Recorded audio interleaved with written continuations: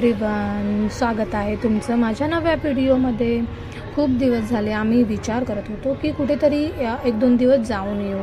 तुम्ही पण वीकेंडसाठी पुण्या मुंबई जवळ सुंदर ठिकाणाच्या शोधात असाल तर अलिबाग हे खरंच खूप सुंदर आणि जवळचं प्लेस आहे। पण अलिबागमध्ये जायचं कुठे म्हणून आम्ही गुगलवरती सर्च केलं तर आम्हाला नागावची वाडी म्हणून एक प्लेस सापडलं आणि त्याचे रिव्ह्यूज पण खरंच खूप छान होते म्हणून आम्ही तेच सिलेक्ट केलं। तर म्हटलं चला आज तुम्हाला आम्ही घेऊन चाललो नागावच्या वाडीमध्ये। चला तर मग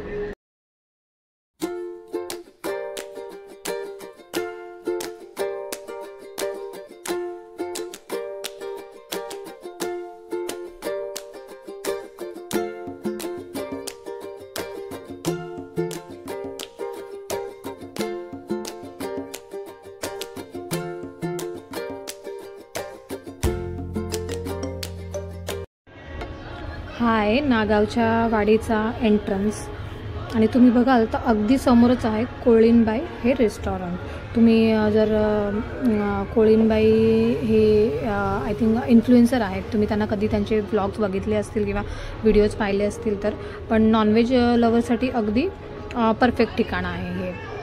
आम्ही अगदी त्याच्या अपोजिटलाच हे जे प्लेस होतं नागावची वाडी तिथे थांबलो होतो।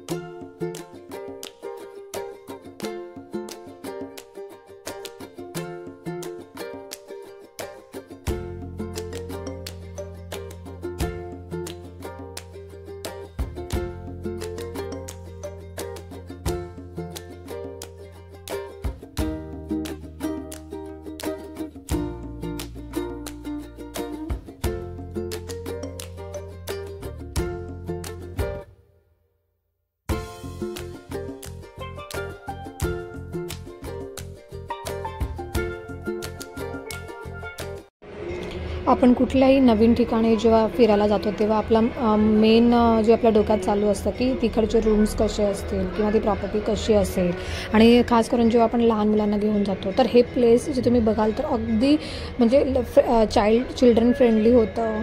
इवन तुम्ही बघाल तर त्यांनी एकदम स्वच्छता होती, इवन त्यांचे रूम्स पण जे आहेत ते कॉम्पॅक्ट होते पण खरंच खूप सुंदर होते आणि त्यांनी स्वच्छ ठेवले होते। इवन मेंटेनन्स पण प्रॉपर केलं होतं प्रॉपर्टीचं। त्याच्या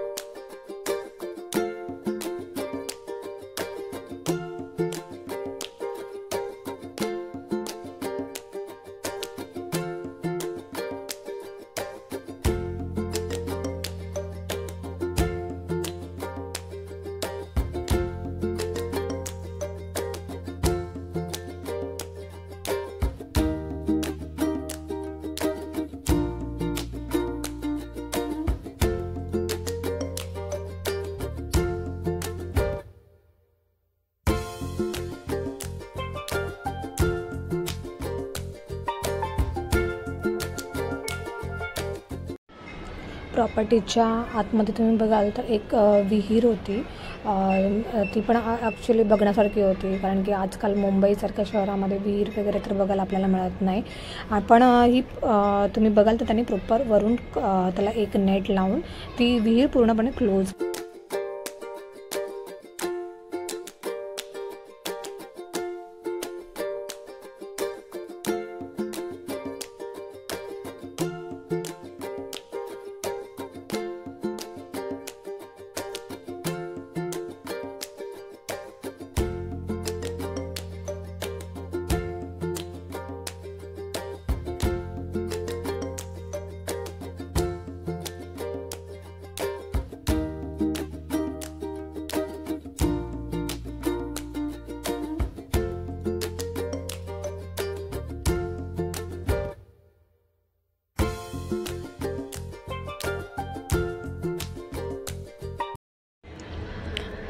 हा त्यांचा गार्डन एरिया होता जिथे त्यांनी खूप सारी अशी वेगवेगळ्या प्रकारची झाडं लावली होती।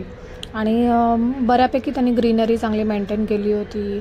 लहान मुलांना पण खेळण्यासाठी एक खरंच खूप सुंदर असं गार्डनसारखं त्यांनी क्रिएट केलं होतं. आणि त्याच्या अपोजिटला असं स्विमिंग पूल एरिया होता. त्यातून थोडंसं तुम्ही आतमध्ये गेलात तर एक त्यांनी प्रॉपर असा सिटिंग एरिया बनवला आहे की जिथे तुम्हाला काही असे बसून आपण जे गेम खेळतो जसं की कॅरम बोर्ड म्हणा किंवा चेस, लुडो वगैरे हे तुम्ही तिथे खेळू शकता. तर फॅमिलीसोबत पण आपण गेलो तर पूर्णपणे असे म्हणजे कुठे आपल्याला बाहेर जास्त जायची अशी गरज नाही. दिवसभर तुम्ही अगदी आपला चांगला वेळ तिथे काढू शकता.